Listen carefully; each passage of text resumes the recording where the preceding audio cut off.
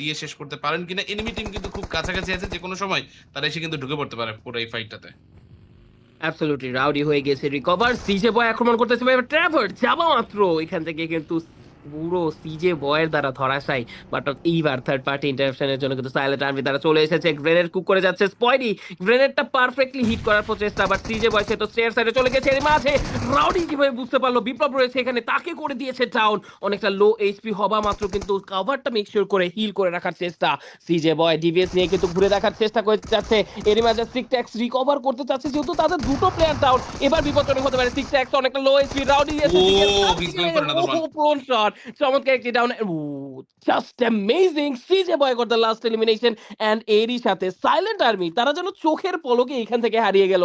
2 man roaster against 4 man, সেটা কিন্তু আসলে চমৎকার একটি ফাইট যে ছিল, এমন আর জি তারা কিন্তু দেখিয়ে দিচ্ছে।